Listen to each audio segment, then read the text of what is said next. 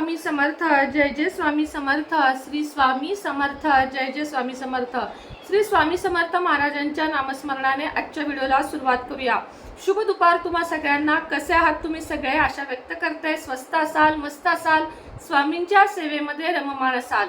आता मी तुम्हाला आज असा एक उपाय देणार आहे ज्यामुळे आपला महत्त्वाचा म्हणजे बुध ग्रह मजबूत होण्यास आपल्याला अतिशय जास्त मदत होणार आहे.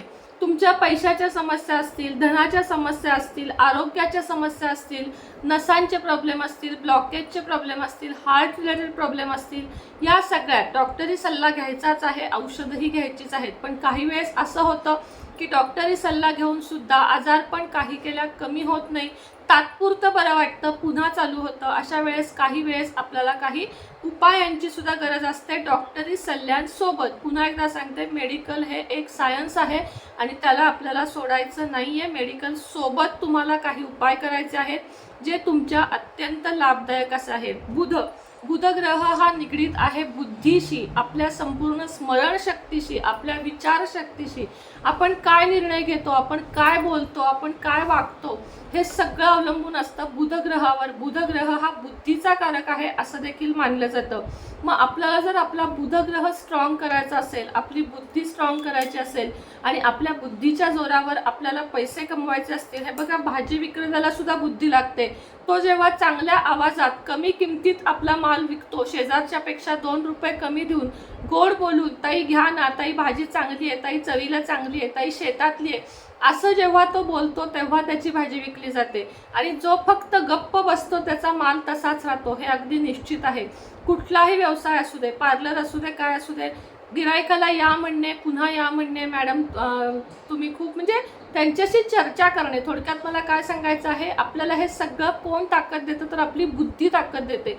आणि आपली बुद्धीत जर भंग पावली, आपल्या बुद्धीला जर गंज लागला तर या सगळ्या गोष्टी काही केल्या नीट होत नाहीत आणि मग आर्थिक समस्या, आरोग्य समस्या आपल्या आयुष्यामध्ये सुरू होतात.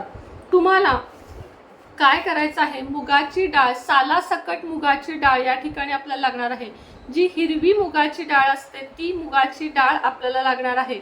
बुधकारक आहे, म्हणजे हिरवी मुगाची डाळ जी आहे ती बुधकारक आहे आणि बुधाला आपल्या ती भरपूर स्ट्रॉंग बनवते.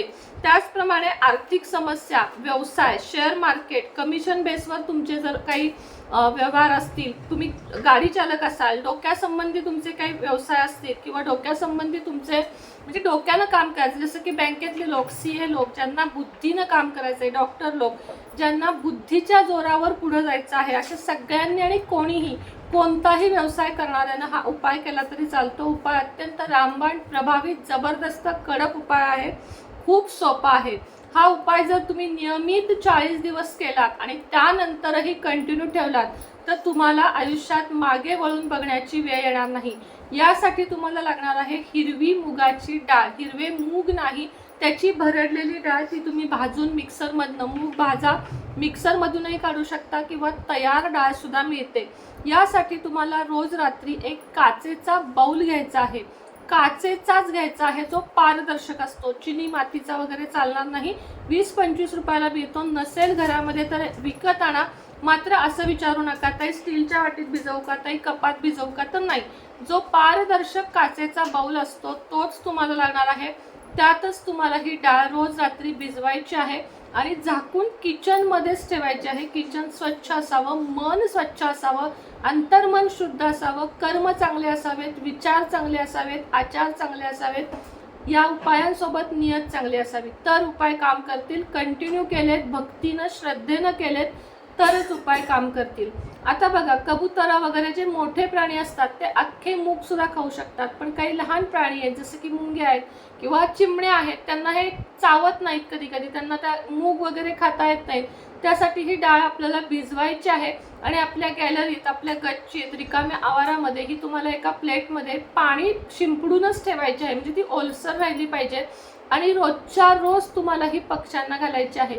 ती कोण खाताय का नाही याचा विचार करायचा नाही. कोणी नाही खाल्ली तरी ती दुसऱ्या दिवशी तुम्ही एवढी डाळ घ्यायची, ती तुम्ही झाडाखाली टाका, दुसरी ठेवा. मुंग्या खाऊ दे, किडे खाऊ दे, पक्षी खाऊ दे, कुणीही खाऊ दे, तुम्हाला ह्याचा उपयोग हा होणारच.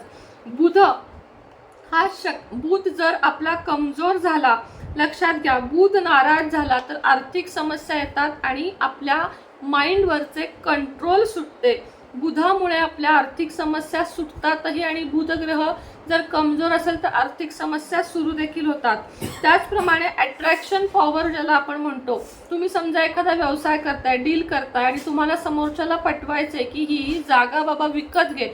एक उदाहरण देते की ही जागा विकत घे, तर तुमच्या बोलण्यामध्ये तितकी पॉवर पाहिजे की तुमचं ऐकून समोरच्यानं ती जागा ती विकत घेतली पाहिजे, तुमची डील डन झाली पाहिजे. अशा प्रकारे बुद्धीच्या जोरावर ज्यांना काम करायचंय त्यांनी हा जर उपाय केला तर 100 नाही 1,00,000% तुम्हाला सांगते याचा फायदा तुम्हाला होणारच होणार आहे. स्मरणशक्ती कमजोर असेल तर मुलांसाठी आईने सुद्धा हा उपाय करू शकता. बुध हा शक्तिविहीन आणि माणसाला नकारा बनवणारा हा बुध आहे की जर तो बिघडला तर माणूस नकारा बनतं आणि थोडक्यात शक्ती विरहित बनतं. त्याच्या अंगात शक्ती राहत नाही, त्याला काही करावंसं वाटत नाही. पत्रिका तपासा, गुरुजींना दाखवा की तुमचा बुध ग्रह सध्या काय म्हणतोय आणि त्यानुसार कुणालाही हा कॉमन उपाय आहे. ज्यांचा बुध ग्रह चांगला असेल त्यांनीही आणि ज्यांचा चांगला नसेल त्यांनीही हा उपाय करण्यास हरकत नाहीये. पक्ष्यांना घालताना, आता पक्ष्यांनाच का तर बुध हा पक्ष्यांचा कारक आहे आणि किडे हा शनींचा कारक आहे. किडे मकुडे ज्याला म्हणतो ते शनीचे कारक आहेत आणि पक्षी जसं की कबूतर, चिमण्या, पोपट हे बुधाचे कारक आहेत. म्हणून दोघांनाही खायला आपल्याला घालून आपला शनी आणि आपला बुध हे दोन्हीही आपल्याला सुधारवायचं आहे. रोज जर केलं तर तुमच्या तब्येतीत बघा तुम्ही हळूहळू करत ॲडमिट पेशंटसुद्धा हळूहळू करत घरी येईल. नसांचे प्रॉब्लेम असतील, ब्लॉकेज असतील, मोठाले ऑपरेशन करायला सांगितले असतील, रक्तांच्या गाठी झाल्या असतील, यासुद्धा कमी होण्यास मदत होईल.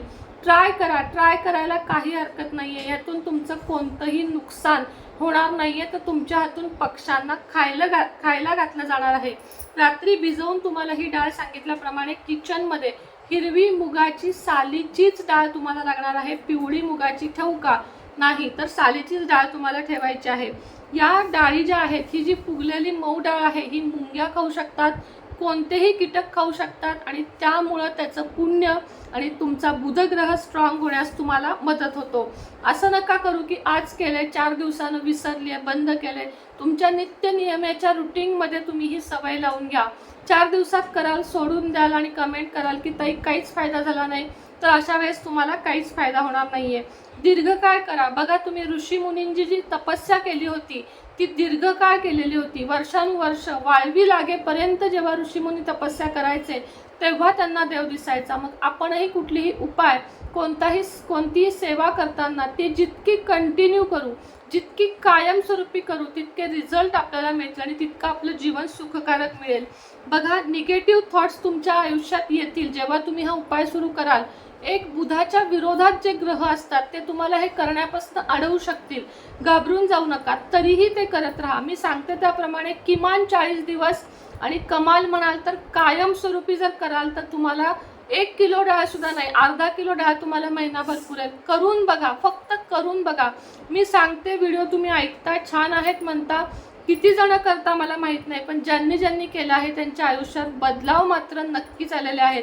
तुमच्याही आयुष्यात चांगले बदलाव येऊ देत. तुमचा बुधच नाही तर नवग्रह स्ट्रॉंग होऊ दे अशी स्वामींचरणी अपेक्षा करते आणि आजचा व्हिडिओ इथंच थांबवते. पुन्हा भेटेन नवीन व्हिडिओसोबत, नवीन विषयासोबत. तोपर्यंत तुम्हा सर्वांना श्री स्वामी समर्थ. व्हिडिओ आवडत असतील तर कृपया व्हिडिओला एक लाईक द्या. कमेंटमध्ये श्री स्वामी समर्थ लिहायला विसरू नका आणि व्हिडिओ जास्तीत जास्त लोकांपर्यंत, तुमच्याकडे जितके व्हॉट्सअप ग्रुप असतील, व्हॉट्सअप असेल त्यांच्यापर्यंत शेअर करा, जेणेकरून आपल्यासारखीच मदत इतरांनाही होईल. श्री स्वामी समर्थ.